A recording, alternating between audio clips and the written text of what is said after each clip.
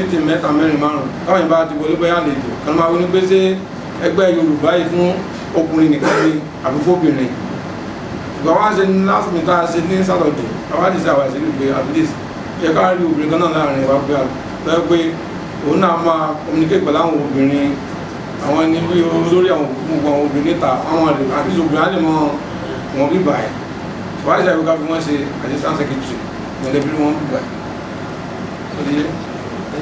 Mo kí yín o ẹjọ́ bọ́n ṣe wọlé lẹ́tẹ̀ẹ́ tó wá jókòó sí àìtẹ́ ó yẹ mí lẹ́nu because àwọn ẹ̀jẹ̀ tí mo mọ̀ sórí ìlẹ̀ tó bẹ́ẹ̀ ṣe wá gbé wọn síbẹ̀ ó ṣe wá yà mí lẹ́nu ní president ṣe sọ́n sí gan pé wọ́n ṣe meeting executive meeting nígbà ẹ̀dẹ̀ yan exact láti fi ẹnìkan ṣe assistant secretary owó bí ìpè kẹ́tọ́ ṣe irú decision kẹ́tọ́ take decision báyìí mo rò ó ní o wípé ó yẹ kẹ́kọ̀ọ́ sọ fún wa ná because àwọn èyí executive ẹ̀yin lè darí wa ó yẹ ká mú ìgbé òkè èèyàn báyìí ló máa fi ṣe èèyàn báyìí ẹ ṣe é ní bí àkànní jí àkànní rí pé èèyàn báyìí ti tẹ̀lé nítorí. ẹ bèrè ni pé under the constitution tell you ṣé executive ní right láti yan assistant general secretary without letting the house member know about it that is it.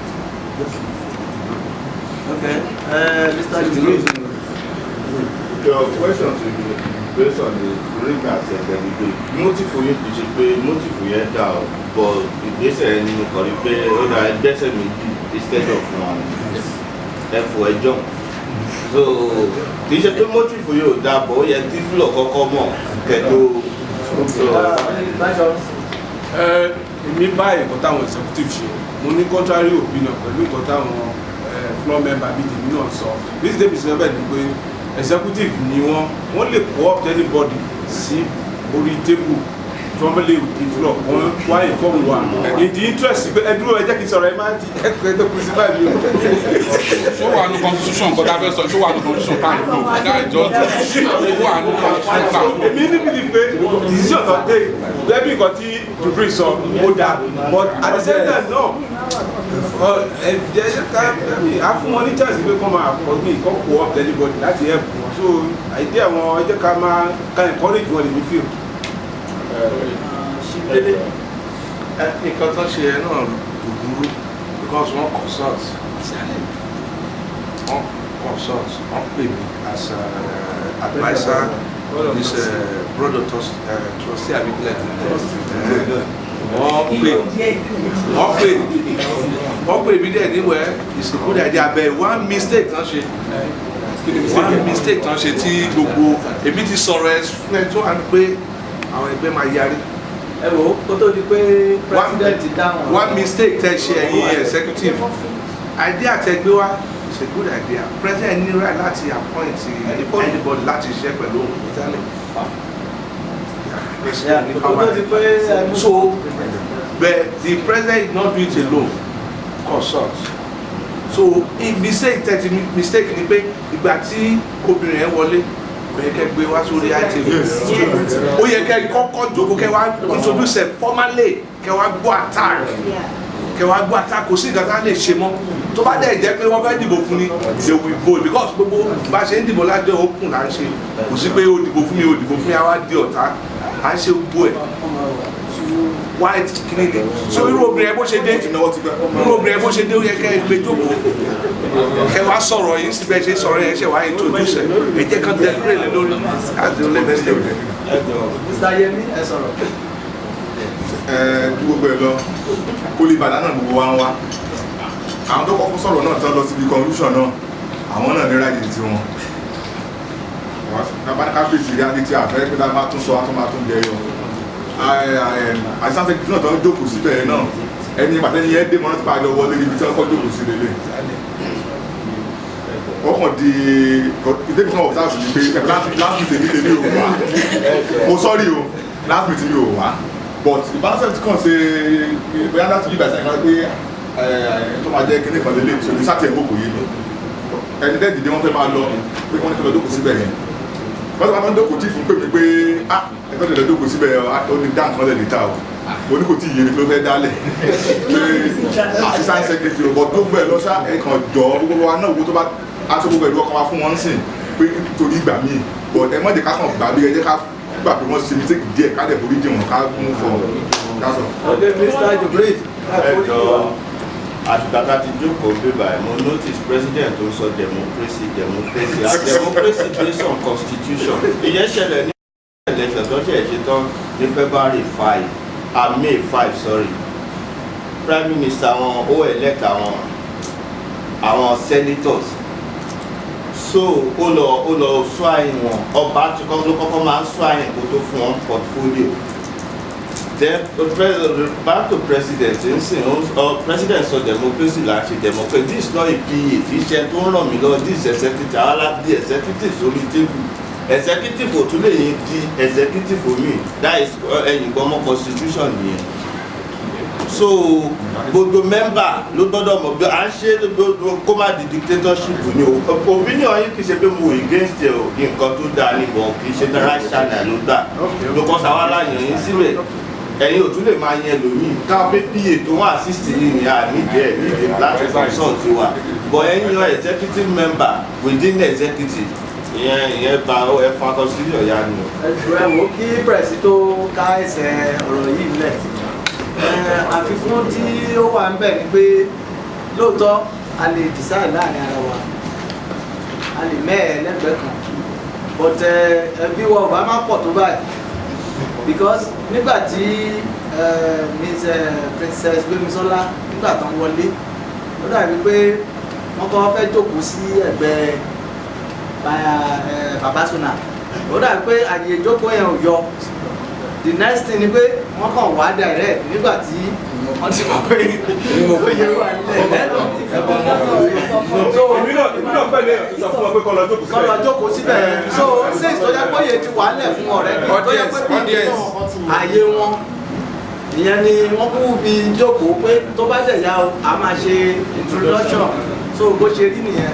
Okay, audience mo kí gbogbo lé o nípa ọ̀rọ̀ tí ẹ̀ ń sọ ẹ má bínú number one ẹ má bínú tó ti yé wọ́n ní ọmọdé kì í mọ ọjẹ́ kó máa lọ́wọ́ tó yé ń sìn ẹ má bínú bẹ́ẹ̀ ìkọ́ tó ṣẹlẹ̀ tàbí ṣe bẹ́ẹ̀ ni pé number one ọdún kan péré lè fún ẹgbẹ́ ká lò iṣẹ́ tá a fẹ́ ṣe pọ̀ bàbá àwọn ọmọ wẹ́sì tàbí ká máa dìbò ti gbá àwọn akàn wẹ́sì tàbí ní àwọn àti sára gbogbo ẹ̀ ara wa náà lára wa gbogbo àlọ́gán náà jọ ni wa kò sí ìrìnà tá a bá ti dá ẹ̀sọ̀ yẹn náà tó tọ́ ìlẹ̀ fi wá sí bẹ̀ẹ̀ ẹ jẹ́ ká ṣiṣẹ́ ẹ fún wa láyè ká ṣiṣẹ́ wa ó tọ́ nìyà ẹ sọ tọ́ ẹ ní sùúrù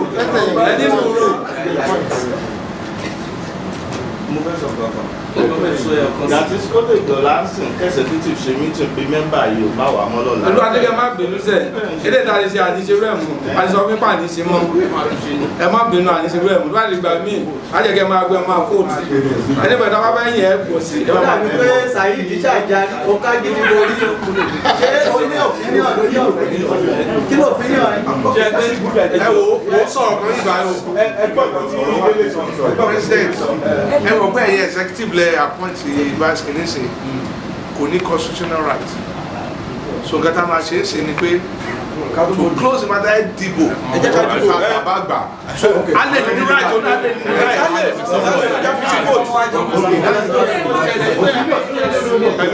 no ẹ má kọjá ìyẹn jókòó yẹn ẹjọ́ opinion chief yẹn tàbá ní ẹlòmíì tó tún ní opinion tó yàtọ̀ sí chief ká má gba ara wa lásìkò tó yàtọ̀ kì í ṣe question.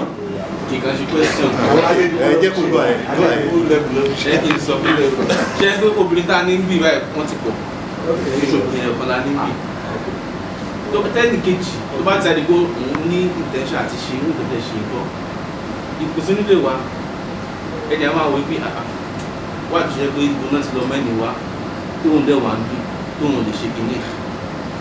That is number one. Then ọ̀rọ̀ kan Chief Dele Awe sọ̀rọ̀ kan sìn wọ́n ní consult wọn then wọ́n ní executive consult àwọn advisers so wọ́n á ti jọ deliberate lórí ẹ̀jẹ̀ ti adopt ẹ̀ lọ́dọ̀ tí yín kẹtọ́ agbára sí floor but mo fẹ́ jẹ́ kí Chief Dele Awe náà mọ̀ pé àwa floor members náà la fi wọ́n sí ìtọ́wọ̀n àyè. Okay. Ó ti sọ̀rọ̀.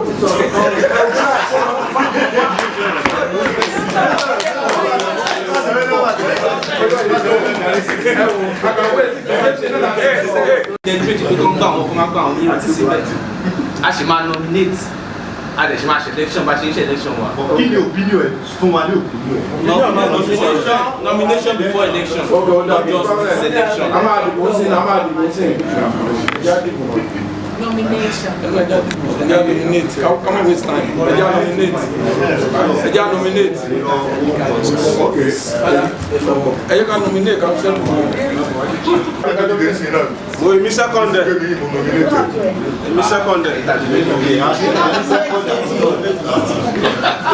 Mo nominate àwọn. Èmi ò ṣe sẹ́kìtì mi ò sí ilé o.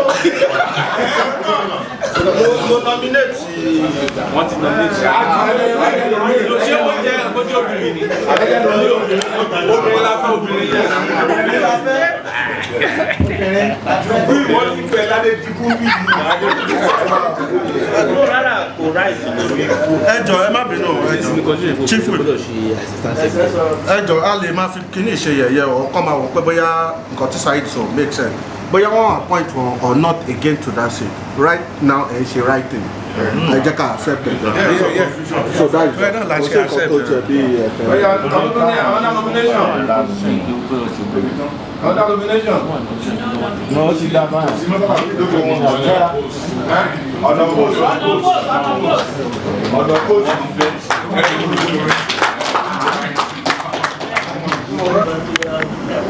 Madam náà wà látó dorúkọ wọn fún mi. Wọ́n lè láàdé láti dárúkọ.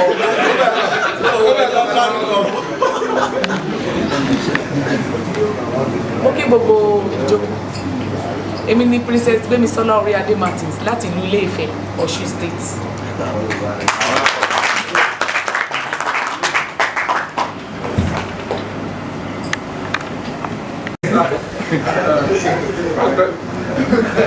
Masa mala lọ wa ní ìbò ìfọwọ́ Nàìjíríà.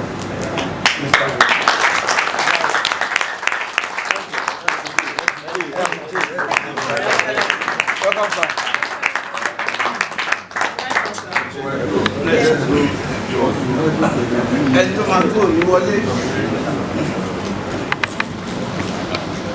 Àwọn ní mẹ́fà bẹ́ẹ̀ pé wọ́n sí méjì wọ́n tẹ̀lé rẹ̀.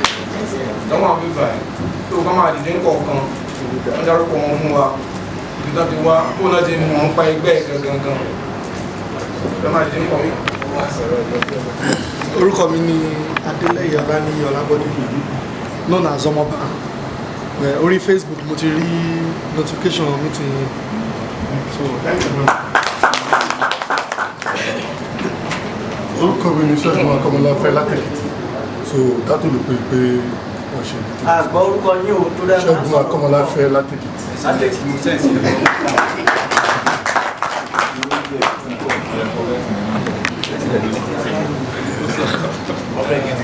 orúkọ mi ni Adédire Abíọ́dún Lukman láti Ilé-Ifẹ̀ bàtàdé láti Nàìjíríà Mr. Ibrahim ló sọ fún wa pé wọ́n tún ti dá ẹgbẹ́ mi ilẹ̀ Yorùbá community pé ká máa wá.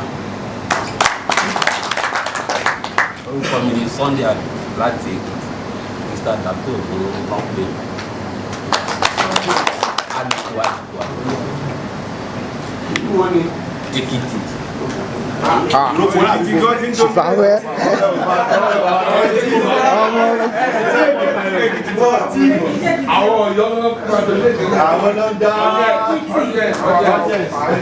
Orúkọ tèmi ni Ayékọlá Ayọ̀lá John láti Ọ̀yọ́. Ọ̀yọ́lé àbọ̀yọ̀kọ̀.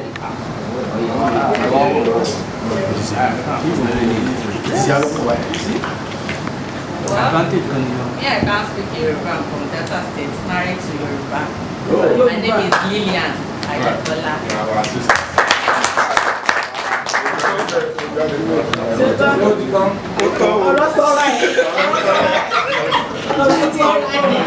Of myself, Mr. Adedina Adekola, the president of Yoruba community in Malaysia. My first president, Mr. Aderemi Adewumi. My able general secretary, Pastor Nicholas Ajayi. Our treasurer, Mr. Pamboye Adewumi. And our chief whip, Mr. Yunusa Ayodeji Jamio. And the entire honorable members of Yoruba community in Malaysia We would like to welcome His Excellency, the Deputy Ambassador of the Nigeria High Commission to Malaysia, in person of Mr. Idowu into our midst. It is an honor and a great privilege to have you with us today. And we welcome any useful advice and word of encouragement you have for us. Once again, we are very happy to have you here, sir. Long life Yoruba community in Malaysia, long life Federal Republic of Nigeria. Àwọn apẹ àwọn dáàdì wa kán bá wa sọ̀rọ̀ ráńpẹ́ láyé pẹ̀lú tiwa. Ẹjọ́ kò sọ̀rọ̀ jẹ́ pé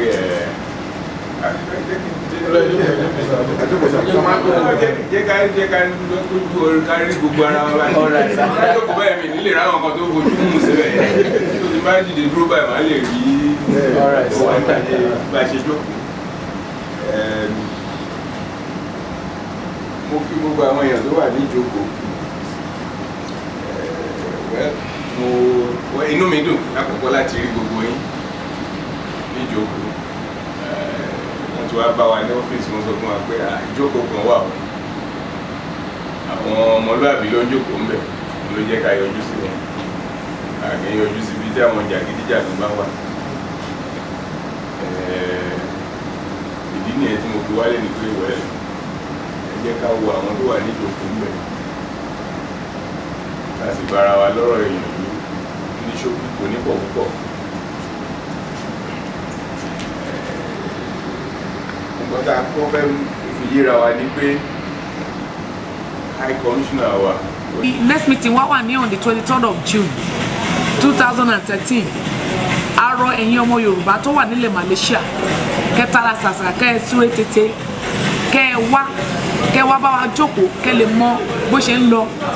Irú náà sẹ́yìn sìn a bá Deputy Ambassador wa a bá ní ó wá bá wa ní ìpàdé. Nínú ìpàdé yìí a dẹ̀ fi ọ̀rọ̀ jomitoro ọ̀rọ̀ bó ṣe ń lọ. Wọ́n dẹ̀ ti fi yé wa wípé kò sí ohunkóhun tá a bá fẹ́ ṣe nílùú Malaysia yìí tó ti jẹ́ ohun tó tọ̀nà àwọn ṣetán láti tì wá lẹ́yìn gbam